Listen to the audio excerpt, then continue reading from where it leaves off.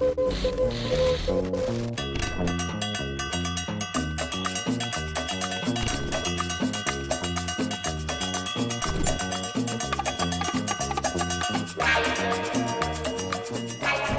¿qué tal? Bienvenidos a nuestro noticiero El Perú en sección Educación. Hoy haremos una breve historia de lo que ha sido la educación hasta el siglo XIX en el que estamos. Bueno, para comenzar, la educación en nuestros antepasados siempre fue muy de imitación. Fue de aprender por el que hacían mis papás. Entonces, si mi papá era agrícola, yo aprendía imitándolo lo que él hacía en la granja. Si mi papá era cazador, yo lo acompañaba y aprendía lo que él hacía. A edades más o menos de los 10 y los 11 años ya nos ponían a trabajar y a ejercer esas labores. O sea que ya era el chico o la persona quien se encargaba de realizar lo aprendido anteriormente. Esto se llevó a cabo por muchos siglos y décadas, hasta que llegaron los españoles con su colonización y transformaron nuestra educación. Lo que hoy conocemos con educación ya no tiene nada que ver con lo que nuestros antepasados manejaban. Vamos a ver qué tanto hemos avanzado y qué tanto avanzaremos en la historia.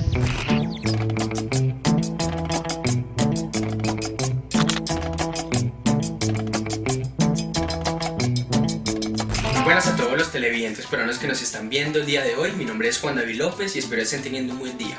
Muy bien, el programa de hoy será muy especial. Precisamente un año después desde aquella ocasión en la que Jessica Hurtado, nuestra periodista, nos hizo nuestro primer programa. ¿Lo recuerdan? Fue muy importante y bello para nosotros a la par porque significó ese inicio, esa inauguración de nuestro programa y de la televisión pública peruana. Además lo hicimos acompañados del Ministerio de Educación y de la UNESCO. Pero entonces se preguntará usted, ¿cómo continuó la educación peruana? Bueno, yo intentaré resumírselo de una forma rápida.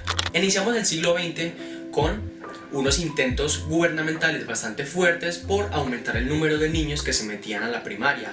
Además, si lo recuerda, hubo ese desarrollo económico que permitió a los indígenas aumentar en esa jerarquía entre comillas social. Los hizo pronunciarse muchísimo más. Además, se creó esa igualdad peruana entre los ciudadanos que buscaban sin un distingo de riquezas. Además, por mitades del siglo, hace aproximadamente una década, empezamos a ver esa rigurosa dualidad o esa distinción entre el gobierno y el pueblo. Sin embargo, a la par que sucede esto, la demanda social por la educación se aumenta. ¿Por qué? Precisamente porque el sector popular buscaba la educación. Ellos la encontraban como esa manera de salir adelante, ese sueño, digamos ese camino que tenían que seguir sí o sí para ellos lo que creen que es triunfar. Entonces veían en la educación a sus hijos como profesionales, creían entonces que ese era el camino de la excelencia. No se despegue de nuestro programa porque seguiremos con cosas muy interesantes que le gustarán.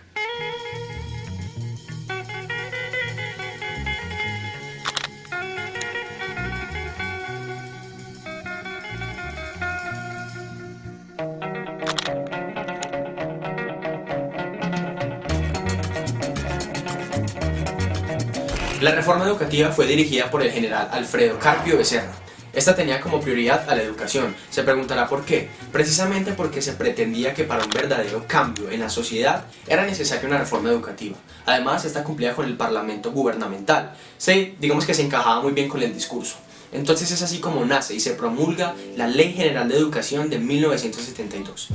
¿A quién iba enfatizada esta ley? Bueno, principalmente a la educación inicial y a la especial, pasando también por el bachillerato y la educación bilingüe.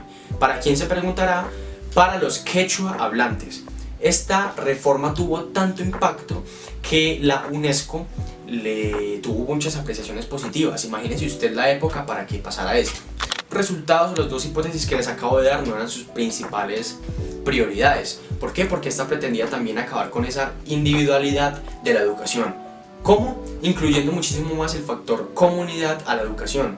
Lo vemos entonces evidenciado en los núcleos educativos comunitarios que pretendían fomentar la movilización y la prioridad del factor popular. Me parece muy interesante este tema de la comunidad precisamente porque ¿qué es? ¿Un eufemismo para no decir socialismo? Puede que sí, puede que no. Estén atentos porque se vienen cosas muy interesantes.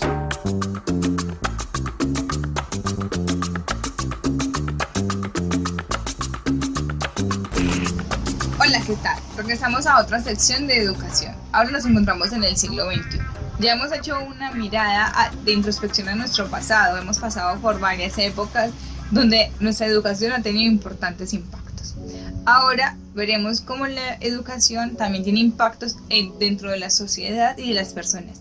Nuestros maestros ahora pelean por su salario, nuestros estudiantes exigen calidad en las infraestructuras de los colegios, pero aún así nuestras calidades y estándares nacionales y mundiales están entre el cuarto país de Latinoamérica. Pero eso no impide que tenemos que seguir avanzando en educación, de exigirnos, de permitir que nuestra educación avance más. Hemos avanzado bastante porque ya cubrimos bastantes zonas de nuestro país, aunque debemos de llegar a la parte de la cordillera donde tenemos más del 15% del analfabetismo en mujeres y el 5% en hombres. Esto es importante aclararlo, porque en la actualidad donde las mujeres tienen ese empoderamiento y ese cambio, también debemos de permitirle a aquellas personas que están viviendo en esas situaciones que se transformen y que cambien. Nuestra educación apuesta por ser la mejor de Latinoamérica. Tenemos 3 países compitiendo, pero seguro los alcanzaremos. Esto también nos ayuda a reconocer cómo las educaciones y las pedagogías que vamos aplicando van mejorando nuestra calidad. Espero que este video y estas noticias tan interesantes sobre educación y esta historia de nuestro pasado les haya gustado. También les contaré algo acerca de un pedagogo, José Antonio, de 1888 hasta 1957 más o menos.